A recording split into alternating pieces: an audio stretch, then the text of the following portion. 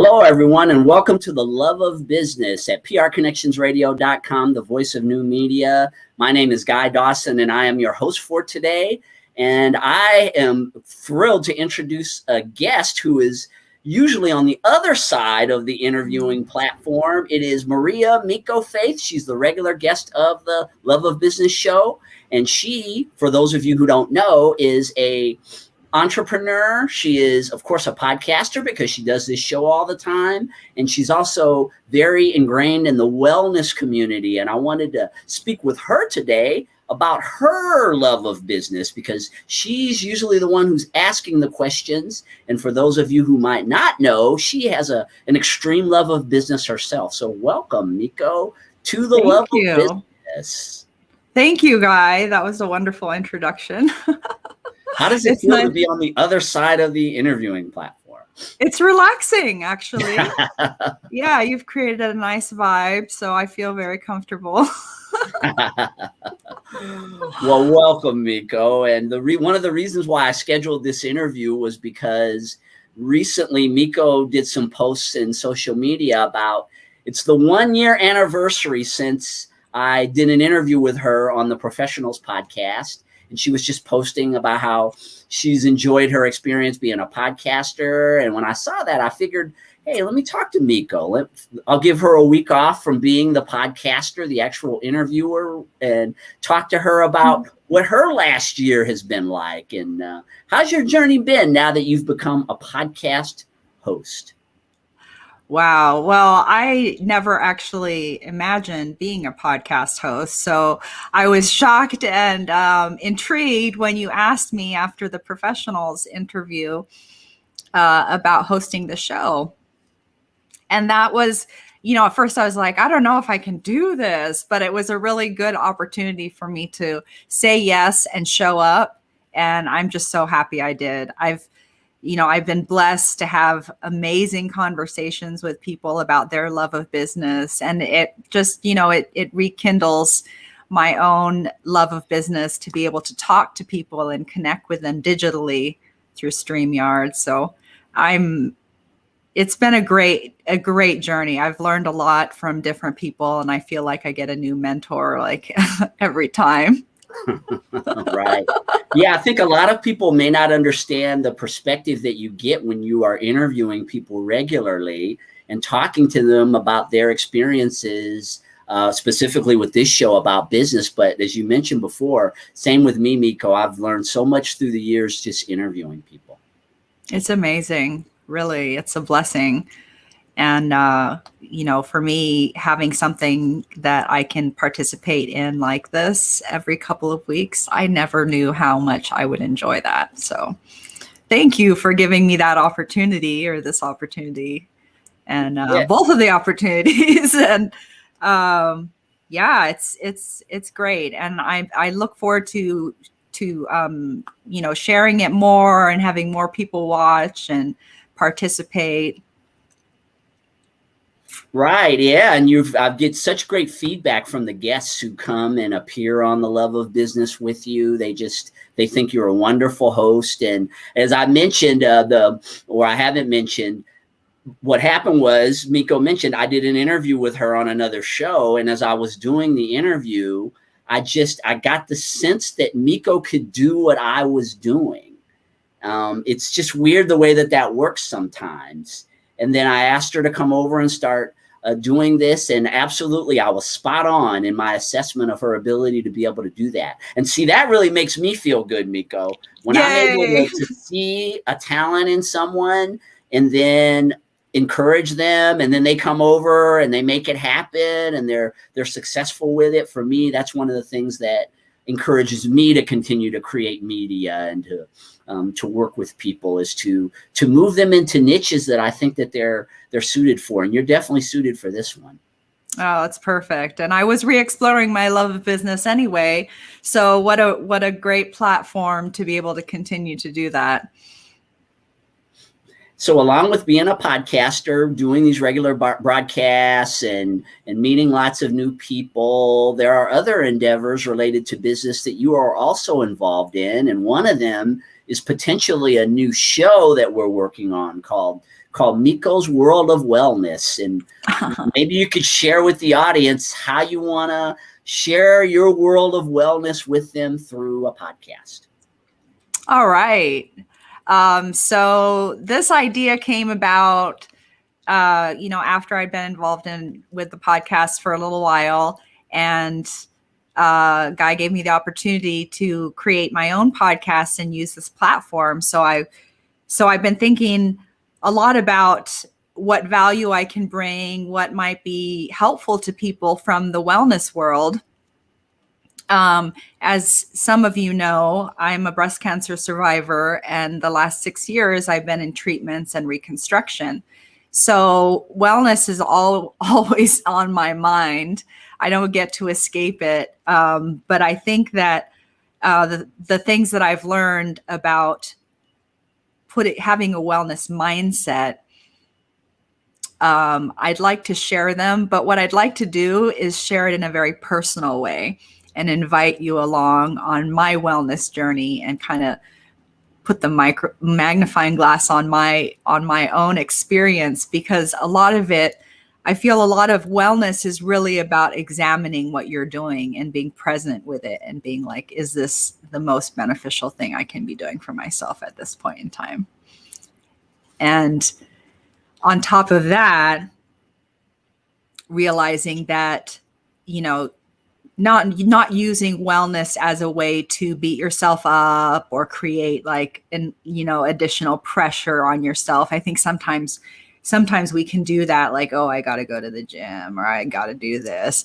But when you start to come at it from a real survivor perspective, it's like, what feels right, and sometimes that can look really funny. And it's, it's a constant balance where what I think I want to take is the pressure off and help people to enjoy their wellness journey and to realize that if we like to do it, we're more likely to do it. So if we create circumstances and conditions that help us rather than fight us, then wellness becomes a lot easier. But I'm not perfect by any means. I eat my pie. And, if that's imperfect, but, I'm not super, super strict by any means, because I feel quality of life and enjoying life is the most important thing. And then you make the right choices, and it's not the end of the world if you have a little cheat here or there, because overall you're working towards, a weller version of you, if I can say it like that. And then I have a note. I watched a doctor on YouTube talking about improving on imperfection, and that taking action is more important than planning, because sometimes we can get frozen in planning when life keeps moving. So usually we hear ready, aim, fire. But in this case, if you want to make some fast progress in your wellness journey, we're going to go ready, fire, aim. Really? Because you can always course correct, but sometimes we don't take action because we're so afraid of not doing it perfectly. And that can apply to wellness too. We haven't found the perfect way to eat. I, by the way, promote flexitarian eating. It's mostly plant-based, but you can have meat too. And I also think that attitude is the most important element of wellness, if you can put it like that. Having the attitude that you deserve wellness, and that everything that you do that helps improve your wellness just improves the experience for everyone who knows you too. So ready, fire, aim. Just think about the healthiest thing you can do, and do that for yourself, and then see how you can improve it. And then it's just an ongoing process, and it becomes a real joy. And that's what I want to share on Miko's World of Wellness, like the essential oils I use, the different things I do, but which you may or may not want to do, but I'll have a way for you to do it.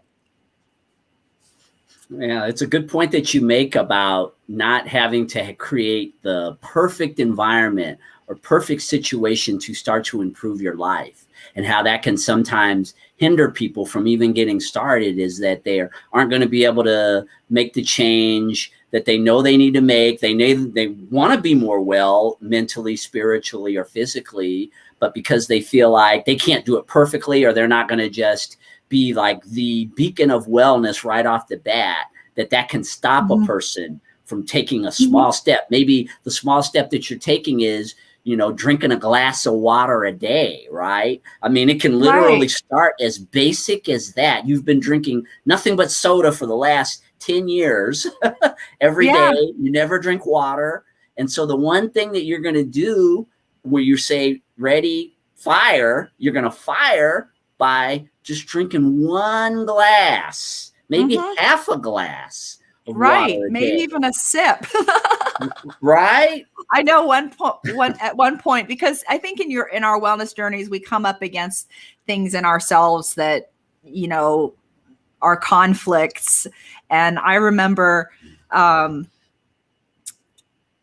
just fighting myself on, I lost my train for a second. Where were we?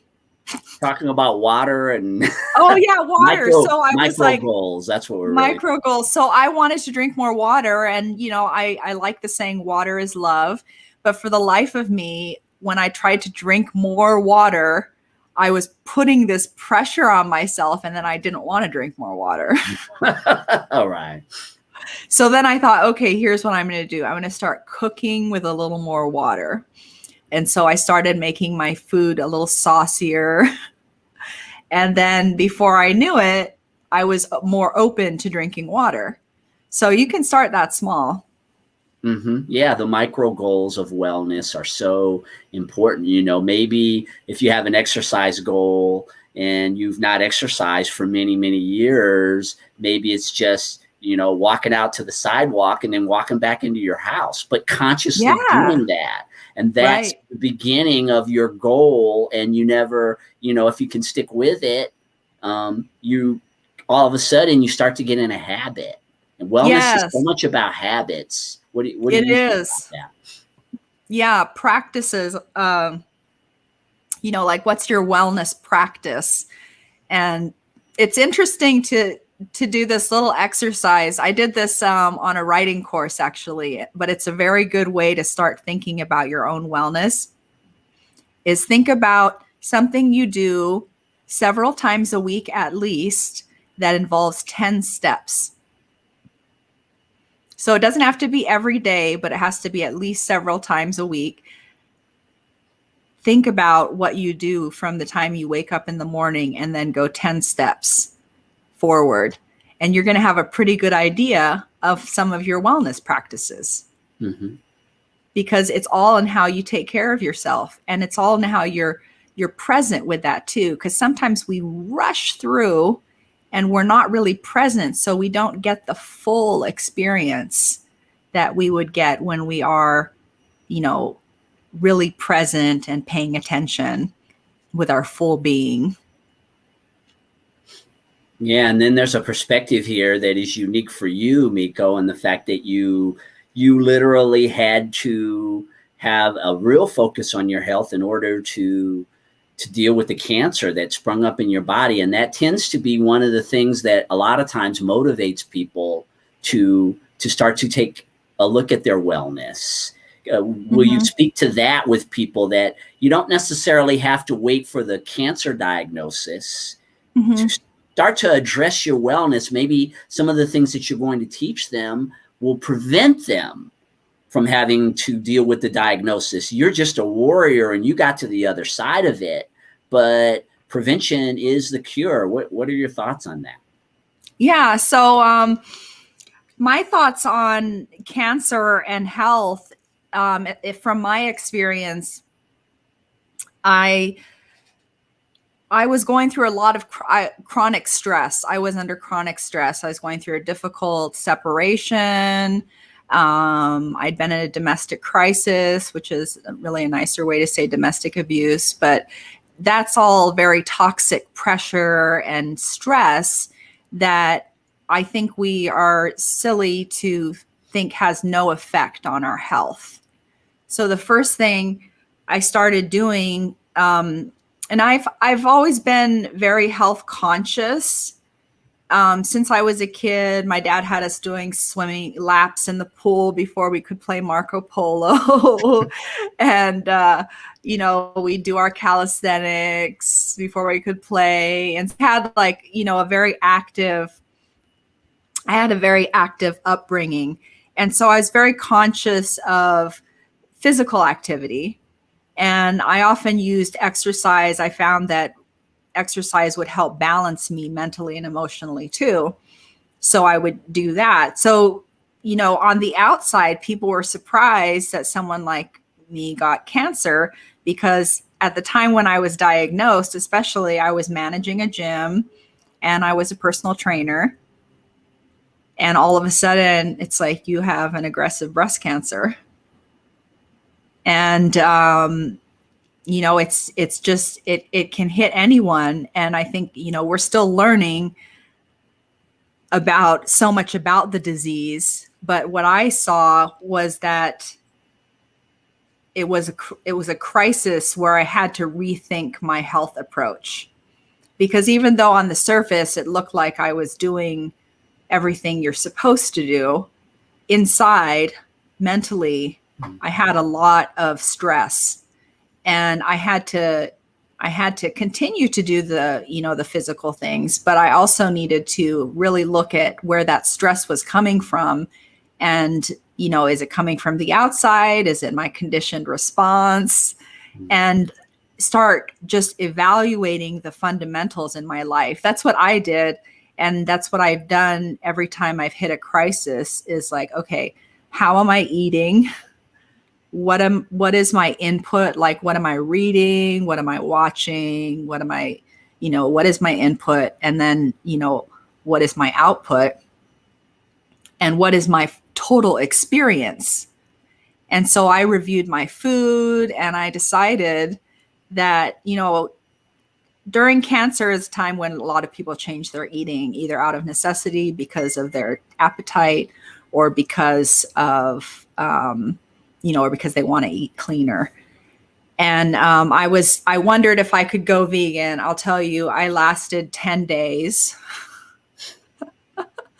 But I found out later through the blood type diet that my blood type actually does better with meat.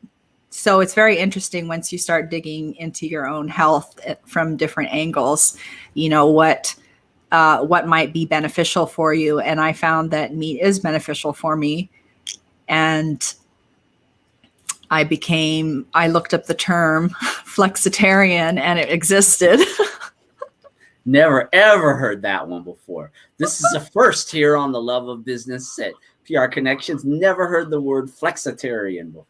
You may be a flexitarian and not even know it if you eat a lot of vegetables, and then you also eat like meat. And it's not a paleo diet necessarily. It's just, you're flexible, but you have a balanced diet. So that settled my food argument, because even if I do eat vegan, I'm still a flexitarian. But I examined also the way I was looking at life, how I was approaching it. And I needed a belief system that really worked for me.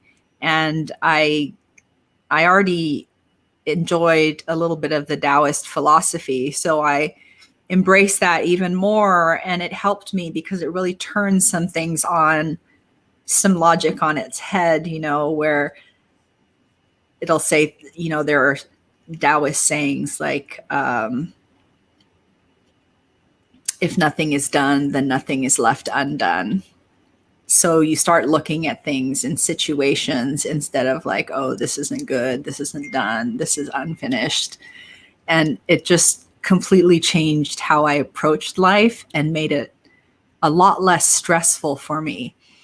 And since I've made these major changes in my mental approach, I've increasingly gotten better and better.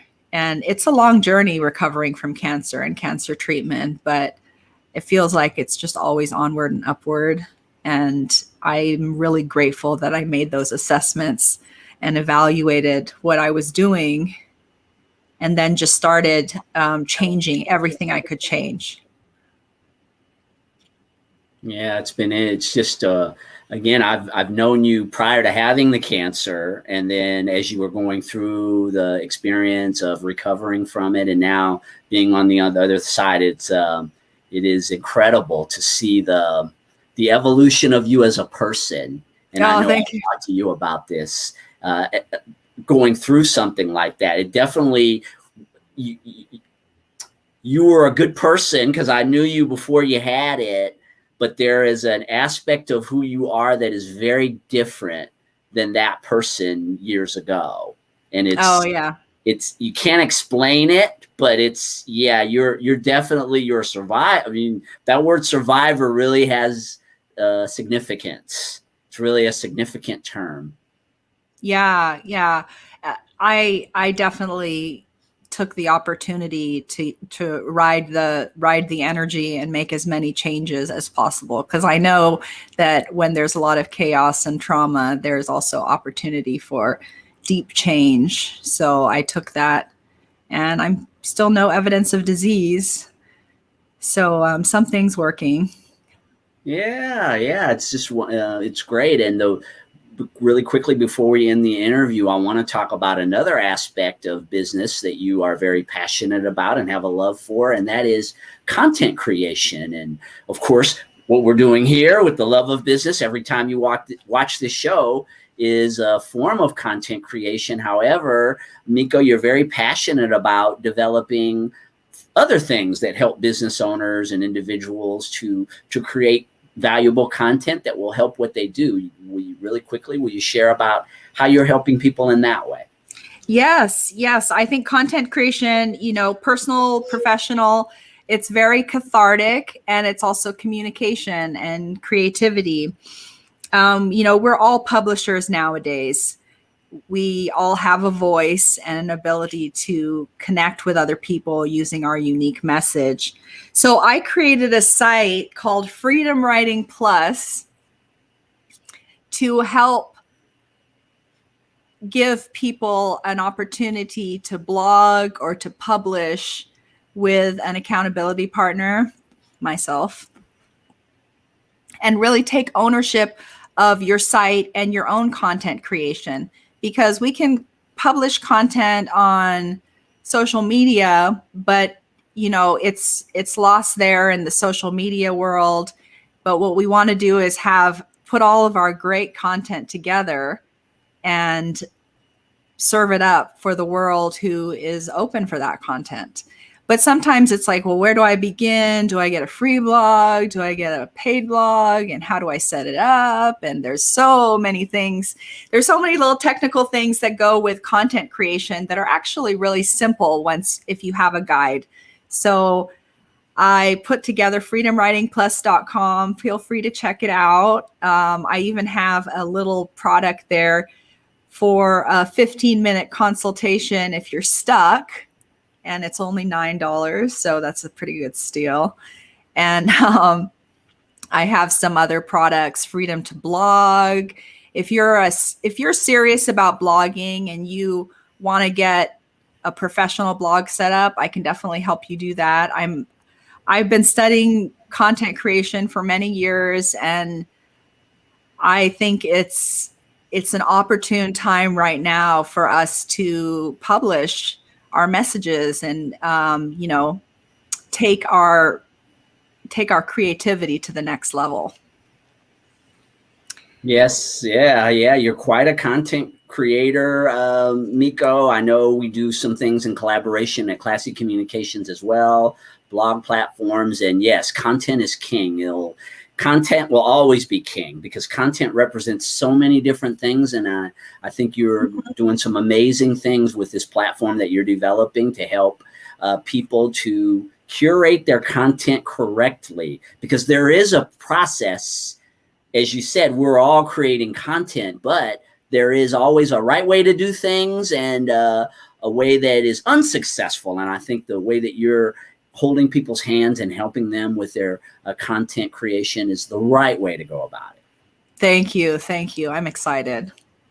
So one more time, how can people get a hold of you? Of course, they can see you every other week here on the Love of Business show at 12 p.m. Pacific Standard Time for this show. But what are other ways that they can connect with you for content creation or wellness in Miko's World of Wellness? Miko's World of Wellness. Well, right now, I actually, I'm getting a lot of my social media working, but you can find me on Facebook under Miko Hargett. That's where I'm the most active. And then also freedomwritingplus.com. I'm definitely on that platform, working on it every day. So you can find me there as well. Well, it's always a pleasure to interview you on one of these podcasts, Miko, and I wish you nothing but continued success. Again, you've done just a fantastic job of over here on prconnectionsradio.com, taking the reins of this show and doing interviews that have substance. I think that that's the thing that I hear the most about the interviews that you do is people talk about the substance and how you make them feel very comfortable as you're getting good answers to your questions. And so keep up the amazing work with your content creation on different forms and making the world a healthier place with Miko's World of Wellness. Thank you, Guy. And we appreciate all of you for tuning into The Love of Business at prconnectionsradio.com. Tune into our network for a host of shows that will make your life better. See you all soon.